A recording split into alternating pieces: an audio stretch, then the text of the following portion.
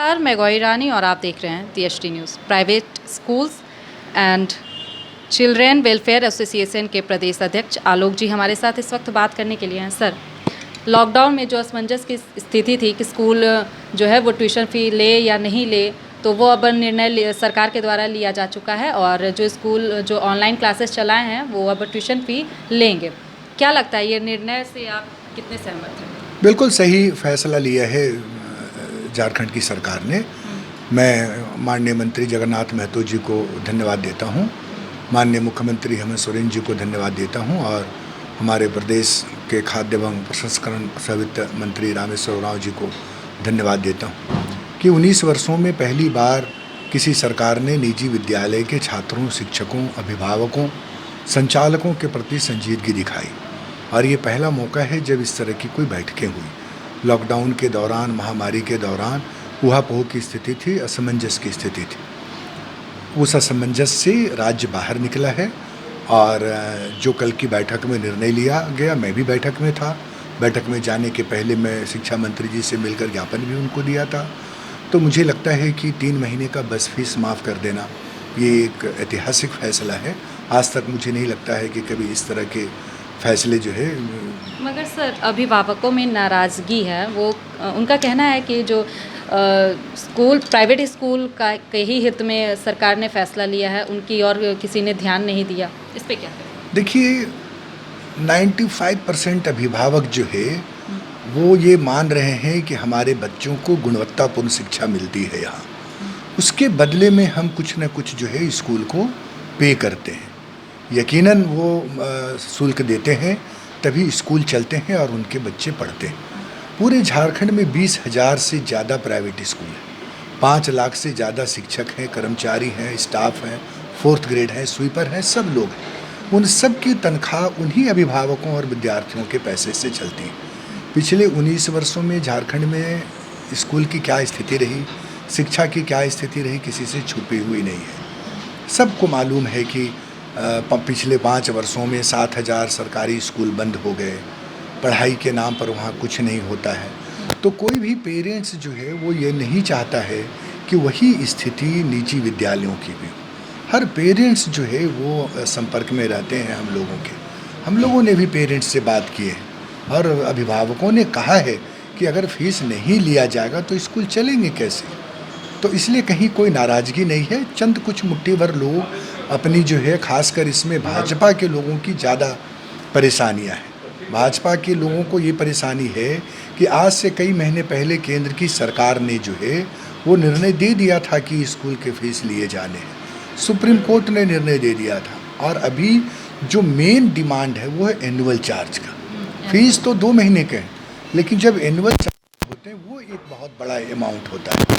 उस पर हम लोगों ने कहा है कि ज़रूर उसमें जो है एक छूट होनी चाहिए। तो उसके लिए सरकार ने कहा है कि हम सुप्रीम कोर्ट के गाइडलाइन का हम इंतज़ार कर रहे हैं और उसमें समय अनुकूल जो है हम उस पर फैसला करेंगे। देखिए, सबसे बड़ी बात है कि कुछ संगठनों द्वारा निजी विद्यालयों को संचालित करने देना चाहिए। स्कूलों में राजनीति नहीं होनी चाहिए। ये मामला स्कूल का है, बच्चों का है, पेरेंट्स का है, वहीं तक रहने देना चाहिए।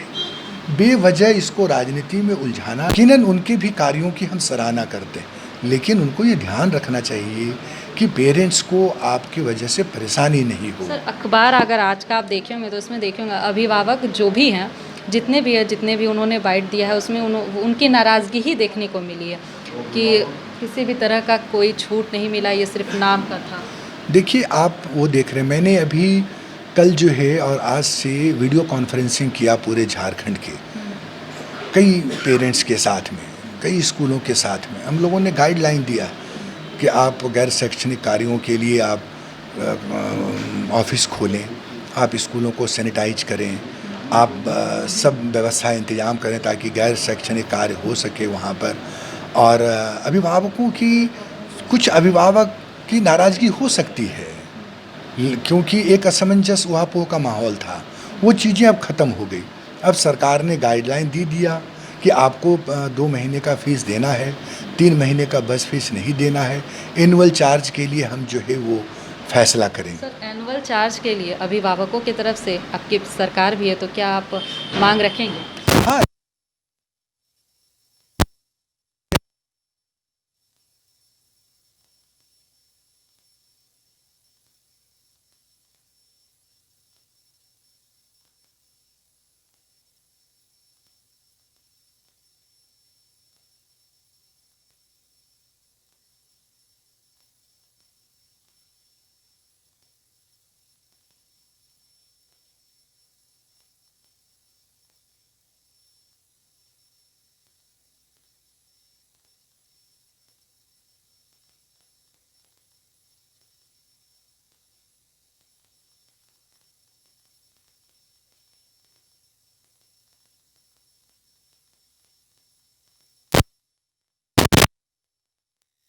EMI देना, आप चंद 5-7 स्कूलों को मत देखिए, गली गली में स्कूल चल रहे हैं, गलियों में, मोहल्लों में जो प्राइवेट बिल्डिंग में किराए पर स्कूल चलते हैं, उनको किराया देना रहता है, उनको पानी का टैक्स देना है, उनको बिजली का टैक्स देना है, उनको मकान मालिक को पैसा देना है, वो वहाँ काम करने वाले शिक्षकों को पैसा देना।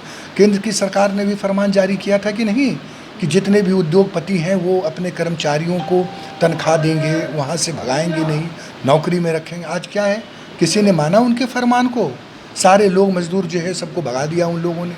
लेकिन आज तो झारखंड की सरकार के फरमान को निजी स्कूल मान रहे हैं। निजी स्कूलों ने कहा है कि हाँ, हम अपने शिक्षकों को तनख्वाह देंगे, हम अपने स्वीपर को तनख्वाह देंगे, हमारे 4th ग्रेड को हम पैसा देंगे, हम बच्चों को शिक्षा भी देंगे, लेकिन हमको कोई पैसा नहीं आता। ये जो लोग बीजेपी के इशारे पर काम कर रहे हैं, वो चिट्ठी लिखे केंद्र सरकार को कि 20 लाख करोड़ रुपए के आर्थिक पैकेज में झारखंड के निजी विद्यालयों को सहायता मिलनी चाहिए। आप जैसे ही सहायता मिलेगी, पेरेंट्स को जो है वो सहायता मिल जाएगी।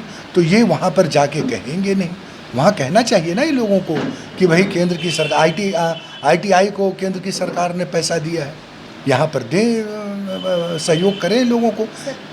एक और सवाल है मेरा, झारखंड में फिर से छात्र का आंदोलन तेज़ हो गया है JPSC को लेकर। कल उन्होंने पद यात्रा भी शुरू कर दिया है। क्या लगता है आपको, सरकार को कुछ करना चाहिए या नहीं? देखिए, ज़रूर जो है इस पर सरकार संज्ञान में ले रही है, और मैं आपके माध्यम से JPSC के छात्रों से निवेदन करूंगा कि आप अनावश्यक जो है इस तरह का माहौल न करें। आप इस सरकार की प्राथमिकताओं में हैं, धीरे धीरे समय दीजिए, सब चीज़ें ठीक हो जा रही हैं। देखिए, पारा शिक्षकों को उलझा के किसने रखा?